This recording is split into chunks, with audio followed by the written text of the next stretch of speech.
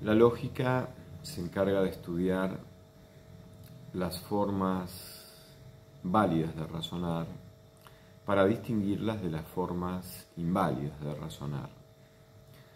Un razonamiento es un conjunto de enunciados, más precisamente de proposiciones, definiendo proposición como el significado de lo afirmado en un enunciado. Entonces, un razonamiento o argumento es un conjunto de proposiciones de las cuales una es la conclusión, la cual se intenta sostener a partir de las otras proposiciones denominadas premisas. Mientras las proposiciones, es decir, lo afirmado, el significado afirmado en un enunciado, puede ser verdadero o falso, o sea, mientras las proposiciones pueden ser verdaderas o falsas, los razonamientos pueden ser válidos o inválidos. La validez de un razonamiento, de manera intuitiva, se vincula con el hecho de que si las premisas son verdaderas, esa verdad de las premisas, la verdad cubierta por lo afirmado en las premisas, es suficiente para asegurar la verdad de la conclusión. Por eso, la definición de razonamiento válido un razonamiento es válido si no puede ser que las premisas sean verdaderas y la conclusión no lo sea. Este giro no puede ser, se puede reemplazar por otro equivalente. En un razonamiento válido, necesariamente, si las premisas son verdaderas, la conclusión debe ser verdadera. Tenemos que distinguir dos tipos de necesidades. La necesidad lógica, algo es necesariamente lógico, o algo es necesario desde el punto de vista lógico, cuando es imposible pensar, concebir inteligiblemente, con algún sentido, la negación de eso que se está afirmando. Entonces, algo es necesario desde el punto de vista lógico porque es necesario de manera absoluta, porque negarlo implicaría contradecir los fundamentos propios del pensamiento. Es decir, negar algo que desde el punto de vista lógico es necesario es intentar concebir algo que es absolutamente contradictorio y por eso absurdo y por eso inconcebible. Pero también uno maneja otro tipo de necesidad. Por ejemplo, uno dice que necesariamente si yo caliento agua a 100 grados centígrados, el agua pasa del estado líquido al estado gaseoso. Esa necesariedad entre el calentamiento del agua a 100 grados centígrados y el efecto que es la vaporización del agua es una necesidad causal, que no es una necesidad entre conceptos, sino es una necesidad entre hechos extramentales. El hecho de tener agua y calentarla a 100 grados centígrados y el hecho de que el agua se vaporice. Esta necesidad causal supone un vínculo que no es accidental, que no es arbitrario, que no es ocasional, sino que se asegura que siempre que se caliente agua a 100 grados centígrados va a sobrevenir como efecto subsiguiente la vaporización del agua. Esta es una necesidad hipotética, y lo hipotético quiere decir bajo los supuestos de las condiciones naturales en las cuales se hacen estos experimentos. Entonces, es muy importante diferenciar la necesidad absoluta, que es la necesidad lógica, de la necesidad hipotética, que es la necesidad causal, que se invoca sobre todo en las ciencias naturales, en las ciencias experimentales. Por lo tanto, cuando se da un vínculo causal entre A y B, que sería el efecto de A, se dice que A es condición suficiente para que ocurra B. Justamente, también podríamos esclarecer qué significa que algo sea condición suficiente y qué significa que algo sea condición necesaria. A es condición suficiente de B si, dado A, entonces se va a dar B. y A es condición necesaria de B si no se puede dar B si no se da A. Es decir, por ejemplo, si yo tengo un trozo de pan, ya es suficiente para decir que tengo un trozo de harina transformada en la elaboración propia del pan. Entonces, tener pan es suficiente, condición suficiente, para que haya harina transformada. Ahora, tener harina no alcanza, no es suficiente para tener pan. Puedo tener un paquete de harina en la alacena. Ahora, lo que sí es cierto, lo que sí es verdad, es que no puedo tener pan si no tengo harina. Por lo tanto, la harina no es condición suficiente del pan, pero es condición necesaria del pan. No puede haber pan si no tengo harina. Entonces, A es condición necesaria de B. Si no puede darse B, si no se da A. Ahora, eso no quiere decir que con que se dé A ya es suficiente para que se dé B. En ese caso, A sería condición suficiente.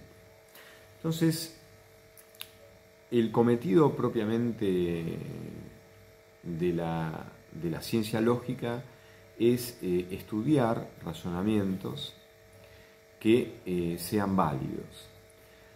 Ahora, es verdad que los razonamientos válidos son aquellos en donde la garantía de que si las premisas son verdaderas, la conclusión es verdadera, se debe al hecho de que la conclusión no afirma algo que no está cubierto por lo afirmado en la totalidad de las premisas, sino que la conclusión afirma algo que ya estaba cubierto por las premisas.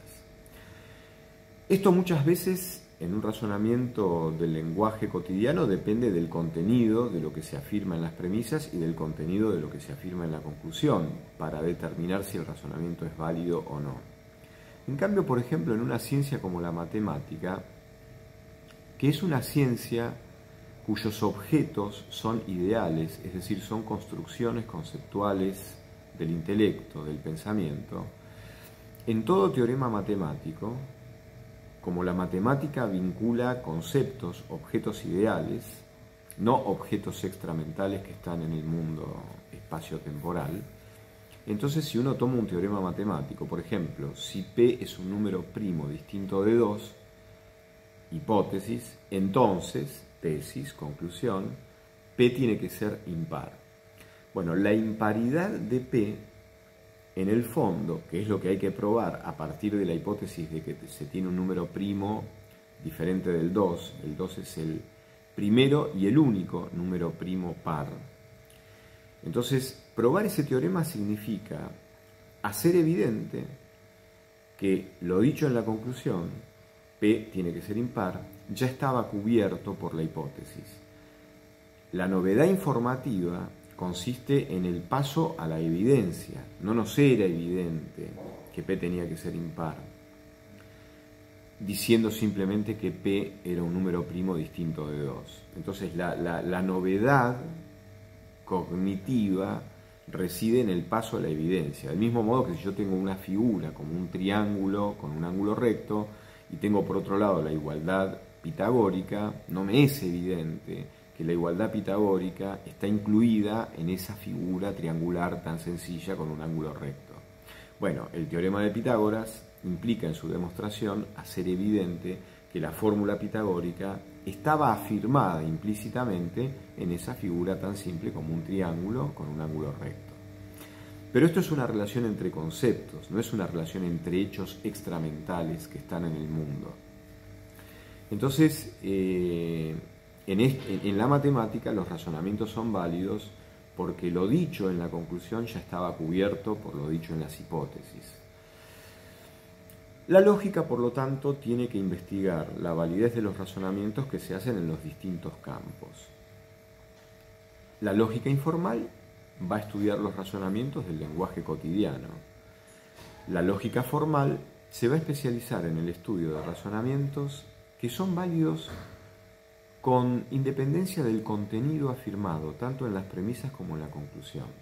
Estos razonamientos son válidos directamente por la estructura lógica del razonamiento, no por el contenido afirmado en las premisas o en la conclusión. Entonces la lógica formal estudia este tipo de razonamientos que son válidos y que se llaman razonamientos deductivos. A partir de acá, la lógica formal también va a a estudiar los razonamientos inválidos, que lo son justamente por una cuestión formal, por una cuestión estructural. Esos razonamientos van a ser inválidos de suyo, no por el contenido afirmado en las premisas o en la conclusión, sino por la estructura. Si yo digo P y no P, y estoy afirmando la simultaneidad de P y la negación de P, eso siempre es un razonamiento, eso siempre es falso. Entonces, por ejemplo, no es un razonamiento, pero eso es una afirmación que siempre es falsa porque es una contradicción. Entonces, a partir de las proposiciones que, por ejemplo, son falsas por la estructura, o proposiciones que son verdaderas por la estructura, la disyunción P o no P, llueve o no llueve, si yo digo llueve o no llueve, siempre es verdadera la disyunción porque una de las dos cosas se tiene que dar, llueve o no llueve. Entonces, más allá de la lluvia, si digo P o no P, esa proposición disyunta es verdadera por su estructura, con independencia de lo que signifique P. Así como esto ocurre en las proposiciones, que hay proposiciones que son verdaderas por su estructura y que se llaman tautologías, y hay proposiciones que son falsas por su estructura y que se llaman contradicciones, y hay otras proposiciones que pueden ser verdaderas o falsas y que se llaman contingencias o contingentes, también hay razonamientos que son válidos por su estructura. Por ejemplo, si yo digo P, entonces Q, primera premisa. P, segunda premisa. Luego, Q, conclusión. Eso es un razonamiento válido. Se llama modus ponens. Si yo digo P, entonces Q, primera premisa. No Q, segunda premisa. Entonces, no P, conclusión. Eso también es un razonamiento válido por su estructura, que se llama modus tollens, que se utiliza en matemática en las demostraciones por reducción al absurdo. Ahí hay dos razonamientos válidos con independencia de lo que signifiquen P y Q. Son válidos por su estructura. La lógica informal estudia los razonamientos, sobre todo inválidos, que a veces se construyen a propósito, como en el caso de las falacias de la retórica antigua. Las falacias son razonamientos inválidos, pero que tienen una gran carga emotiva, una gran carga afectiva. Son razonamientos que están utilizados a sabiendas de que lo dicho en las premisas no es suficiente para sostener la verdad de la conclusión. Pero ¿cuántas veces nosotros, ante razonamientos válidos, ante razones contundentes, no somos capaces de ser consecuentes en nuestras acciones y en nuestras decisiones? Y si actuamos y nos movemos a la acción, no ante razones suficientes, sino ante motivos, ante valoraciones, ante cosas que nosotros valoramos, ante valores que consideramos primordiales. Por eso hay que diferenciar razón, que es lo que aparece racionalmente en un análisis lógico a través de un argumento que se quiere establecer para después decidir si el razonamiento es válido o no. La razón de que el agua se evapore a 100 grados centígrados obedece a la constitución del mundo nuestro, del mundo terrestre, con factores como la presión, la temperatura, etc. En cambio, el motivo es lo que mueve mi voluntad, es lo que me mueve a la acción. Entonces, en la retórica antigua esto se sabía muy bien y por lo tanto se aprovechaba, sobre todo en los discursos políticos. Cuando un político tiene que dar un discurso, no tiene que dar una clase, no tiene que convencer a través de razones, primordialmente. Por supuesto que el discurso, cuanto más fundamentado racionalmente, más convincente resulta. Pero en definitiva, lo que mueve a la gente va a ser el razonamiento o el argumento que articula con esas razones los grandes motivos que justamente los oyentes, los espectadores que van a escuchar esa figura política están esperando oír, están esperando ver reflejados en esa figura política. Entonces, las falacias son razonamientos inválidos que tienen una intención persuasiva, que tienen una intención justamente de convencer a través de motivos, a través de valores que los espectadores están esperando ver reflejados como ideales, como proyectos, como horizonte en esa figura a la cual van a escuchar. Aunque desde el punto de vista lógico, conceptual y racional, las premisas no puedan sostener, fundamentar suficientemente a la conclusión de los argumentos que estas figuras proponen en sus discursos, en su oratoria. Y hay otros razonamientos que son inválidos, no porque se proponga alguien convencer, ser persuasivo a través de cierto maquillaje retórico. Son razonamientos inválidos, pero que sin embargo son indispensables, como los razonamientos de las ciencias naturales. Y entre esos razonamientos que desde el punto de vista lógico son inválidos, pero no por eso son inútiles, cuentan, por ejemplo, los razonamientos inductivos. Si yo veo que sucede un hecho A y luego sigue un hecho B, y eso se repite n veces, tiendo a pensar que entonces, siempre que ocurra A, va a seguir el suceso B. Estoy, a partir de una muestra de n repeticiones, de un enlace diacrónico, de una sucesión temporal entre A y B, a partir de esas n repeticiones constantes entre A seguido después por B, en esa sucesión temporal yo estoy infiriendo inductivamente que en el fondo no hay solamente un enlace temporal, primero A y luego B, sino que ese enlace es constante, tiene validez universal y se va a producir siempre. Es decir, el enlace es una especie de enlace causal, de modo tal de que a partir de los n casos observados, yo infiero inductivamente que hay una ley universal que puede establecerse diciendo que siempre que ocurra A, va a suceder luego el suceso B. Entonces, este es un razonamiento inválido, ¿por qué? Porque como la información yo la recojo de la experiencia, yo la recojo de observar A y luego de observar B, la constitución del mundo no es una constitución matemática, lógico-conceptual, abstracta, que se construye desde el propio pensamiento, sino que la construcción del mundo es un mundo extramental que viene con información luego de que yo observo y de que hago experimentos. Entonces, no hay ningún hecho que por más veces que se repita de manera constante, me permita inducir, o deducir, mejor dicho, una ley de validez universal. Porque justamente yo la información la adquiero observando la realidad. No es que estoy construyendo conceptos en mi cabeza como puedo construir el concepto de número primo, el concepto de triángulo, el concepto de poliedro, el concepto de función matemática, el concepto de conjunto. Todos esos son conceptos construidos racionalmente e internamente por el propio pensamiento. Entonces, la matemática lo que deduce son relaciones lógicas entre conceptos. En cambio, en las ciencias naturales yo me estoy manejando con hechos extramentales que yo descubro, que yo observo, que yo mido, que yo comparo desde la experiencia. Entonces, no es posible que por n repeticiones de A seguido por B, a mí me alcance para inferir lógicamente, deductivamente, que entonces siempre que ocurra A va a suceder luego el fenómeno B. Porque no hay un enlace lógico, hay un enlace empírico. Y el enlace empírico no es un enlace entre conceptos, es un enlace entre hechos.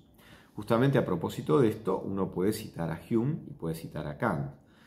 Para Hume, en el fondo, no hay enlaces causales. Lo que pasa es que, dice Hume, la imaginación asocia A seguido de B n veces e infiere que debe haber un enlace que no solamente implica una sucesión en el tiempo, primero A y luego B, sino que imagina que hay un enlace causal, un enlace constante.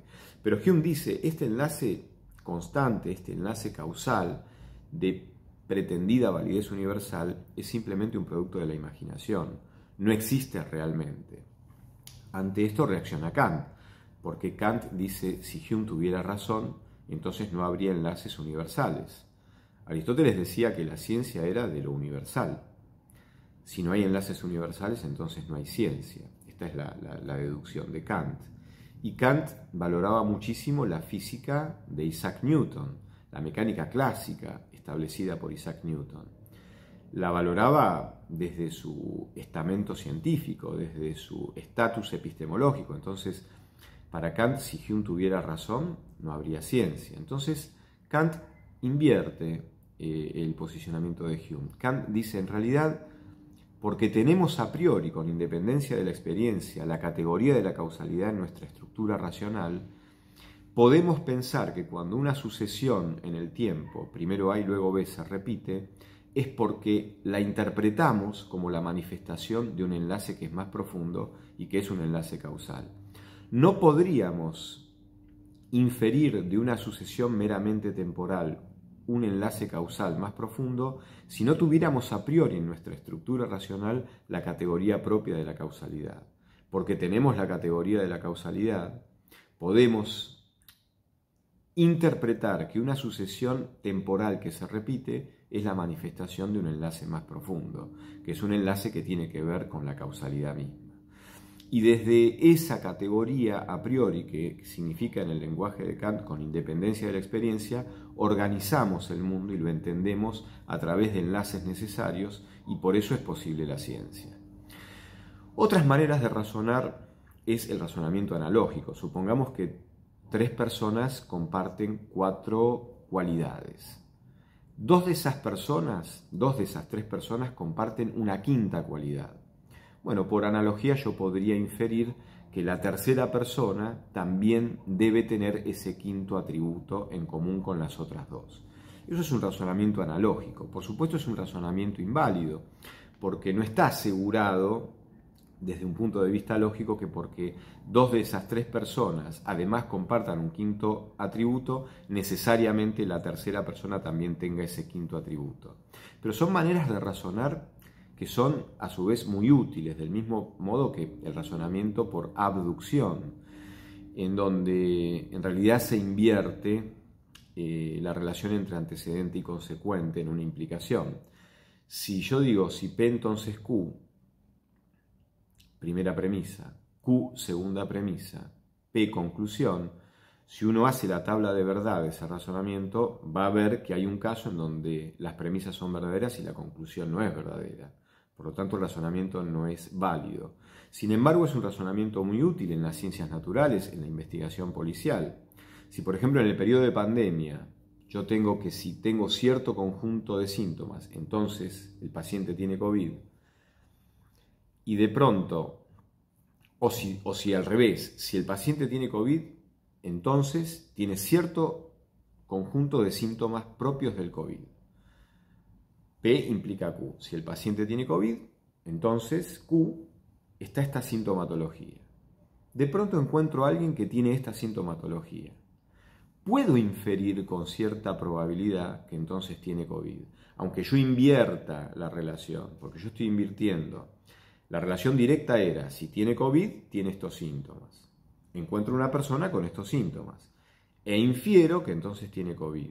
Desde el punto de vista lógico eso es inválido. Sin embargo, es muy probable que en cierto contexto esa manera de invertir la relación entre el consecuente y el antecedente, por eso también se llama falacia de afirmación del consecuente, porque invierto la relación entre el antecedente y el consecuente, eso, aunque sea desde el punto de vista lógico inválido, seguramente tiene mucha utilidad y es muy probable en cierto contexto que esa manera de razonar, esa manera de conjeturar, esa manera de hipotetizar, sea una manera muy útil. Bueno, estos son los lineamientos que están presentes en este capítulo 4 y por lo tanto esto a lo mejor sirve como un panorama introductorio. De los razonamientos deductivos, es decir, de los razonamientos de los cuales se ocupa la lógica formal, porque son razonamientos que son válidos por su estructura, con independencia del contenido afirmado en las premisas y en la conclusión, también podemos distinguir a las reglas lógicas, que son reglas que nos habilitan para derivar a partir de ciertas premisas cierta conclusión, pero por la estructura de esa derivación, no por el contenido materialmente afirmado. Bueno, espero que estas cosas sirvan para introducirnos en el capítulo 4. Hasta pronto.